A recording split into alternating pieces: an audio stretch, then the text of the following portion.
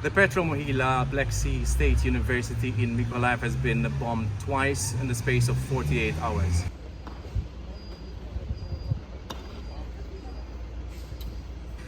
We were here filming just yesterday after the first attack, and it was very ironic of me to joke around and say that lightning, in this case shelling, doesn't strike twice in the same place. Clearly I was wrong, because this university has been hit again by at least 2 more Russian missiles. Luckily, no one was injured in this second attack, but the houses on this side of the road, which are very close to the university, have been heavily damaged.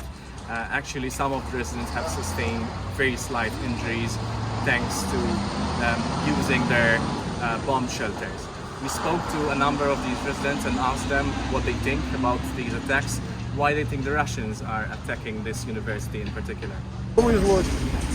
Это война, это не так, как называют, там операция. Это самая настоящая война. Куда еще настоящая?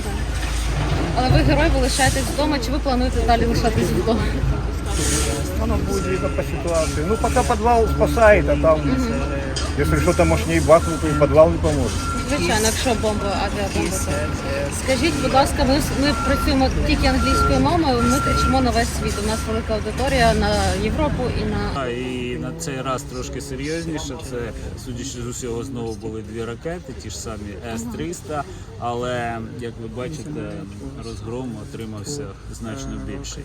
Що це за будівля? Що це за частина? Це частина будівлі. Ну, по-перше, там є така драбина велика.